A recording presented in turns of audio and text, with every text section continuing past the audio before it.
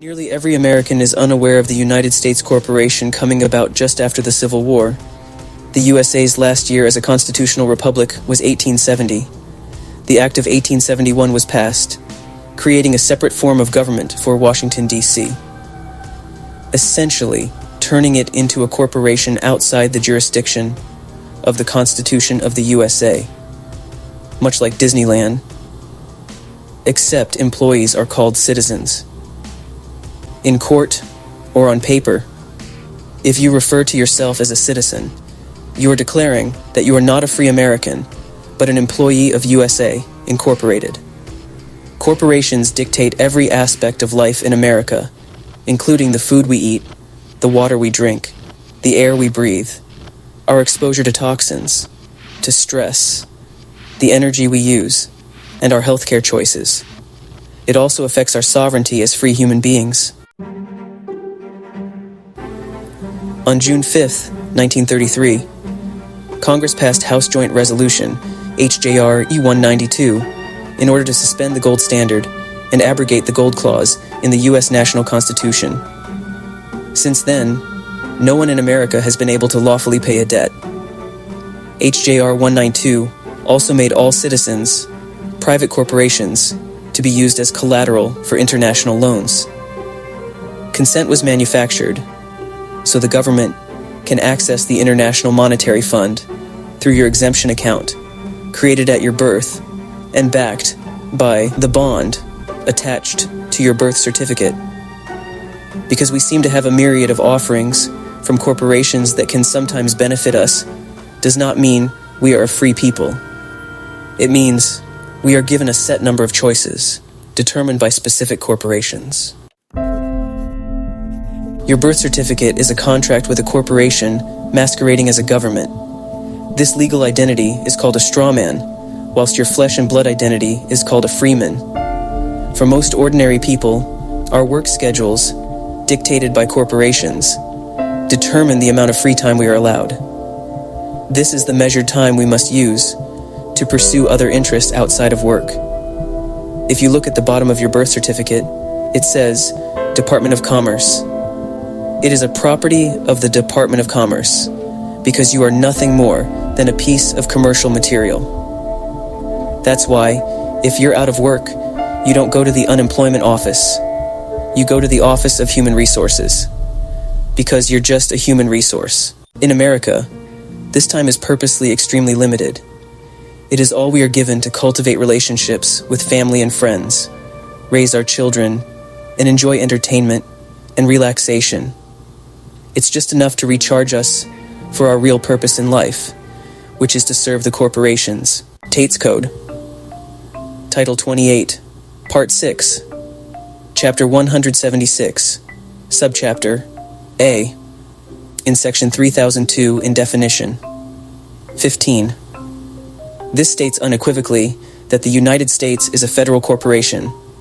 Realize, too, that the corporation is not a separate and distinct entity from the government. It is the government. This is extremely important. Thus, we the people are considered corporate commercial inventory. It can be referred to as the corporate empire of the United States, which operates under Roman civil law outside of the Constitution. The original Constitution drafted by the Founding Fathers was written with this wording: the Constitution for, emphasis mine, the United States of America.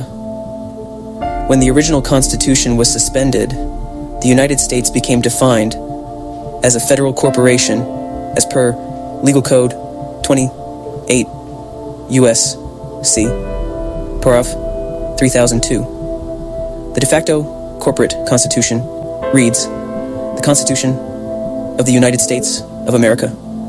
This makes all lawyers and judges as officers of the court, who therefore work for the very system that has been stealing from and misrepresenting this nation for over 150 years. Secondly, all courts work for the state, which in turn works for the corporate government. Remember, the government is a corporation and therefore falls under the rules and laws of the Uniform Commercial Code, UCC. Today, more than ever before. We have a perpetual war against an enemy we cannot find, and there is no one country the terrorist enemy calls home. Benefits came with this new citizenship, or membership in the corporation, but with the benefits came duties and responsibilities, totally regulated by the legislature for the District of Columbia, which is the corporation. If you and your children are property identified on a birth certificate, domiciled in Washington, D.C., one of your duties may be to go and fight in a profit-making enterprise or war for the corporation, which is the United States, Inc., of which you are a member. The new class of citizenship was given the right to vote in the democracy in 1870 by way of the 15th Amendment. All that is required is an application to vote. The original Constitution was never removed. It has simply lain dormant since 1871. This fact was made clear by Supreme Court Justice Marshall Harlan in the Downs v. Bidwell case in 1901. He gave the following dissenting opinion. Two national governments exist. One to be maintained under the Constitution with all its restrictions. The other to be maintained by Congress outside and independently of that instrument. In a few years after birth, your corporation will receive a taxpayer ID number called a Social Security number. This is so you can be used as collateral for the government to acquire debt. It is you and your labor, time, and energy that backs up the national debt. We are stock, or chattel. This all came about when the United States covertly declared bankruptcy in 1933, and under the bankruptcy, the strawman law became known. The USA Incorporated is nothing more than a foreign invading criminal banking and military occupying hostile enemy. The BLM, IRS, FBI, TSA, DHS, FEMA, CIA, and other alphabet agencies are all invading enemies of we the people and our 50-state landmass. The Republic is dead, and now we are just fodder for the corporation. You must be made aware that the members of Congress do not work for you and me. Rather, they work for the corporate entity known as the United States. This is why we can't get them to do anything on our behalf, or answer to us, as in the case with the illegal income tax, among many other things. Contrary to popular belief, our congressional representatives are not our civil servants. They do not work for us. They are the servants of the corporate government and carry out its bidding. The corporate government of the United States has no jurisdiction or authority in any state of the Republic beyond the District of Columbia. You are presumed to know the law. They know you don't know the law, or your history for that matter, because this information has not been taught to you. No concerted effort has been made to inform you. As a sovereign, you are entitled to full disclosure of the facts.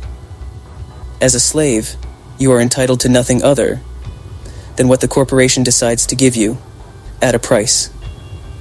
Therefore, always be wary of accepting so-called benefits from the corporation of the United States.